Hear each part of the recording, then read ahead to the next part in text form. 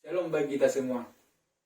Sebelum kita mendengarkan isi daripada renungan kita pada hari ini, mari kita bersatu dalam doa. Kita berdoa. Bapa yang baik, Bapa yang kami kenal melalui nama Tuhan Yesus Kristus, kami menaikkan puji dan syukur kami kepadamu karena kami telah menerima berkat kesehatan dan juga nafas kehidupan hingga pada saat ini. Sekarang punya Tuhan, kami mendengarkan isi daripada kebenaran firman-Mu, karena kami berkati hamba-Mu akan menyampaikan dan juga hamba-Mu yang akan mendengarkan, agar kami dapat melakukan firman-Mu dalam kehidupan kami sehari-hari. Inilah dua permohonan kami sampaikan kepada nama-Mu Tuhan Yesus Kristus, kami berdoa dan mengucap syukur. Amin. Saudara-saudara yang terkasih di dalam nama Tuhan Yesus Kristus, firman Tuhan yang menjadi renungan pada hari ini diambil dari kitab Nabi Amos pasal yang ke-9 ayat yang ke-11 sampai ayat yang ke-15. Amos 9 ayat ke-11 sampai ayat yang ke-15. Beginilah firman Tuhan. Judul perikop janji mengenai keselamatan. Pada hari itu aku akan mendirikan kembali pondok Daud yang telah roboh. Aku akan menutup pecahan dindingnya. Dan aku akan mendirikan kembali keruntuhannya. Aku akan membangunnya kembali seperti di zaman dahulu kala. Supaya mereka menguasai sisa bangsa Edom dan segala bangsa yang kusebut milikku. Demikianlah firman Tuhan yang melakukan hal ini. Sesungguhnya waktu akan datang, demikianlah firman Tuhan, bahwa pembajak akan tepat menyusul penuai, dan pengirik buah anggur penabur benih. Gunung-gunung akan meniriskan anggur baru, segala bukit akan kebanjiran. Aku akan memulihkan kembali umatku Israel. Mereka akan membangun kota-kota yang licin, tandas dan mendiaminya. Mereka akan menanami kebun-kebun anggur dan minum anggurnya. Mereka akan membuat kebun-kebun buah-buahan dan makan buahnya. Maka aku menanam mereka di tanah mereka, dan mereka tidak akan dicabut lagi dari tanah yang telah kuberikan kepada mereka. Firman Tuhan Allahmu. Demikian pembacaan firman Tuhan. Berbahagialah orang mendengarkan serta melakukan firman Tuhan. Saudara-saudara yang terkasih di nama Tuhan Yesus Kristus, pada zaman sekarang ini kita sering mendengarkan berita-berita buruk, baik dari teman kita, saudara kita, ataupun berita-berita dari sosial media. Berita-berita buruk yang kita dengarkan seperti bapak si A jatuh dari motor karena mabuk saat mengendarai motornya, atau ibu si B ditangkap polisi ataupun ditangkap pengadilan karena melakukan penipuan, atau juga saudara si A dihukum oleh orang tuanya karena melakukan pembohongan terhadap mereka ataupun terhadap orang lain. Banyak sekali saudara-saudara mengenai berita-berita buruk yang kita dengarkan belakangan ini. Alasan mengapa mereka dijerat hukum ataupun mendapatkan hukuman adalah karena melakukan kesalahan. Seperti bapak-bapak tadi, karena sering mabuk. Jadi sangat wajar ketika kita mendengarkan teman-teman kita mendapatkan hukuman karena dari ulahnya sendiri. Nah, begitu juga dengan bangsa Israel pada waktu itu. Nabi Amos datang ke Israel Utara dari Israel Selatan, memberitakan kepada bangsa Israel Utara agar segera melakukan pertobatan. Jadi wajar juga ketika bangsa Israel pada waktu itu dihukum oleh Tuhan karena perbuatan mereka yang sudah jauh lari dari apa yang diberitakan Tuhan. Saudara-saudara yang terkasih dalam nama Tuhan Yesus Kristus, inti dari apa yang mau disampaikan atau diberitakan Nabi Amos kepada bangsa Israel pada waktu itu adalah mengenai melakukan perbuatan keadilan dan kebaikan terhadap sesama. Karena posisinya di waktu itu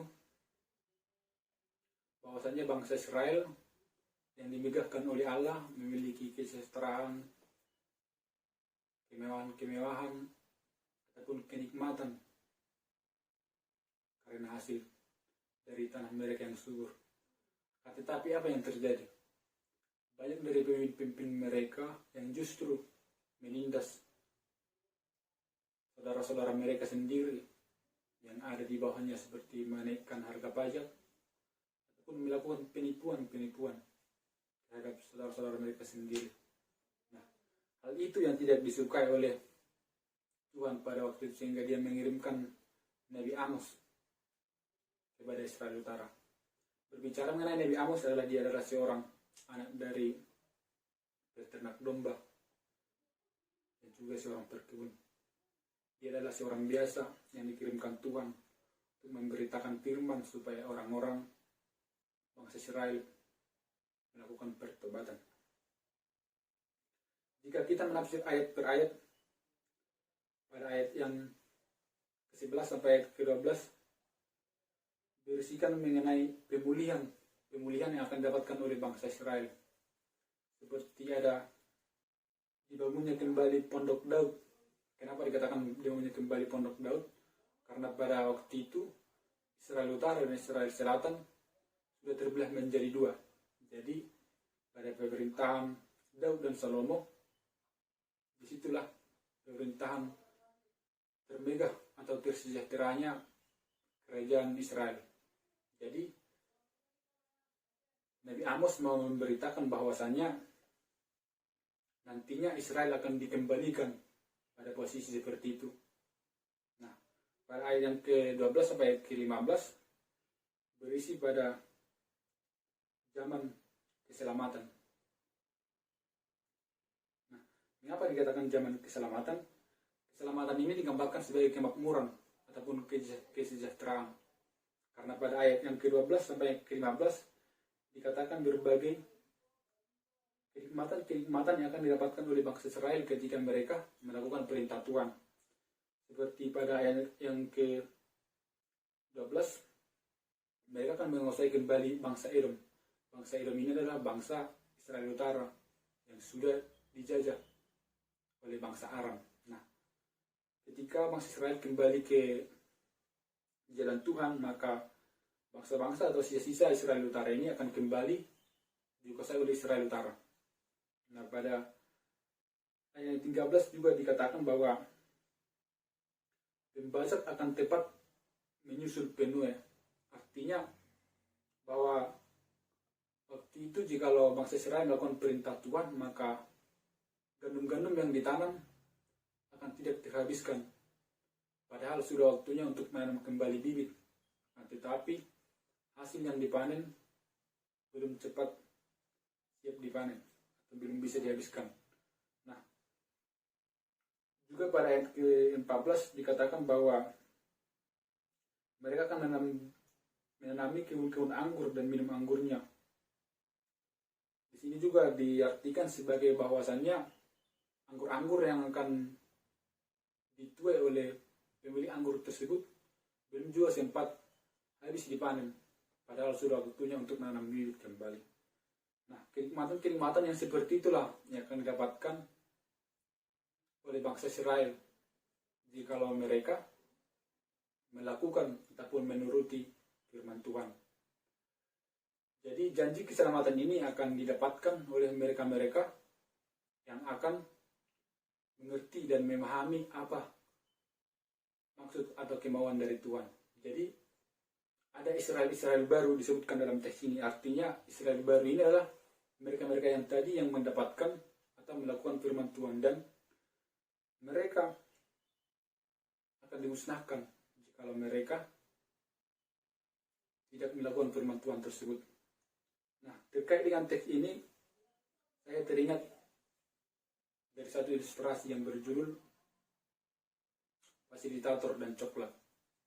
Nah, pada suatu kegiatan pimpinan rohani adalah seorang fasilitator yang menawarkan sebatang coklat bagi peserta pimpinan rohani tersebut. Fasilitator menawarkan siapa yang mau coklat ini, maka silakan angkat tangan. Nah, mendengar hal itu, para peserta pembinaan rohani semuanya tunjuk tangan. Nah, beberapa saat kemudian fasilitator ini mengubah pertanyaannya, yaitu dengan bertanya, siapa yang mau coklat ini, maka silakan ambil ke depan. Nah, mendengar hal itu, para peserta pembinaan rohani tersebut merasa ragu-ragu dan juga sedikit tidak percaya, karena menurut mereka nantinya mereka akan diberi pertanyaan lagi atau diberikan pertanyaan yang baru ataupun langkah yang baru supaya mereka dapat mendapatkan coklat itu tersebut. Lama fasilitator ini menunggu kemauan ataupun keberanian dari para peserta pembinaan rohani tersebut. Nah, beberapa saat kemudian maju ada 2 orang, dan ternyata 2 orang itu mendapatkan coklat itu tanpa rintangan lagi. Nah, melihat hal itu, banyak dari peserta pembinaan rohani tersebut merasa iri kepada mereka berdua, karena mereka sebenarnya juga menginginkan coklat itu tersebut. Nah, pelajaran apa yang bisa kita ambil dari ilustrasi tersebut? Ilustrasi tersebut menggambarkan bahwa fasilitator itu adalah Tuhan dan coklat itu adalah keselamatan. Tuhan telah menawarkan keselamatan dan kenikmatan yang dilemparkan seperti coklat kepada bangsa Israel waktu itu. Tetapi Tuhan juga mau melihat keberanian ataupun kepercayaan bangsa Israel kepada kuasa ataupun kebenaran yang telah diberikan. Maka begitu juga dengan kehidupan kita sekarang. Tuhan juga sudah menyiapkan keselamatan bagi kita seluruh umatnya. Tetapi untuk mendapatkan keselamatan tersebut, kita diperhadapkan dengan kedisiplinan dan juga kepercayaan terhadap kekuasaan Allah. Karena seringkali di zaman sekarang kita, jika membahas mengenai keselamatan di hari kelak, kita sering tidak percaya akan hal itu. Maka teks ini juga mengajarkan kepada kita agar memiliki keberanian dan kepercayaan akan keselamatan yang telah Tuhan janjikan. Jadi sangat sia-sia kepada kita semua jikalau kita tidak melakukan perubahan setelah mendengar firman Tuhan. Contohnya seperti tadi, bapak-bapak yang sering mabuk. Jikalau sebelumnya bapak-bapak yang di sini sering mabuk, maka diharapkan nantinya setelah mendengar firman Tuhan ini jangan lagi mabuk-mabuk, karena hal itu sangat tidak dimaui oleh Tuhan. Karena dia juga jika mau berlebihan akan berpengaruh kepada kesehatan kita sendiri dan kepada anak-anak muda yang ada di sini yang dulunya sering berbohong kepada orang tua, seperti sering meminta uang sekolah ataupun uang jajan padahal tidak segitu harganya, dan meminta harga yang lebih tinggi seperti anak-anak kuliahan pada umumnya. Nah, firman Tuhan pada hari ini mengajarkan kepada kita bahwa hal-hal seperti itu yang tidak disukai oleh Allah.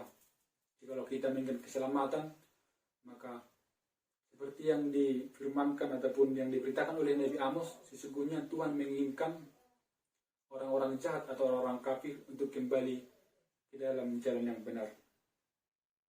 Maka sangat wajar jikalau kita mendapatkan hukuman, karena dari hal itu kita bisa mendapatkan perubahan di masa berikutnya. Saudara-saudara yang terkasih dalam nama Tuhan Yesus Kristus, di ujung renungan kita pada hari ini, Tuhan mau menyuarakan ataupun Tuhan mau menyuarakan kepada kita bahwa marilah kita membangun minat dan mempunyai kemauan untuk menerima keselamatan yang daripada Tuhan, seperti orang Israel yang terpilih untuk menerima keselamatan atau kenikmatan tersebut. Karena memang sejatinya keselamatan itu sudah ditawarkan oleh Tuhan kepada kita. Tetapi tergantung kita sendiri. Kita memilih untuk melakukan kebaikan ataupun keadilan atau kebenaran-kebenaran, atau justru sebaliknya kita melakukan penipuan, kebohongan, dan kemunafikan dalam kehidupan kita. Dari keseluruhan ayat kitab Amos hanya ada 5 ayat yang menceritakan janji pemulihan dan keselamatan. Hal itu berarti juga bahwa Tuhan mau melihat keberanian ataupun kemauan kita secara kritis mengerti dan memahami maksud Tuhan mengenai keselamatan itu tersebut. Semoga kita semua yang di sini dapat menerima keselamatan dari Tuhan. Demikian firman Tuhan.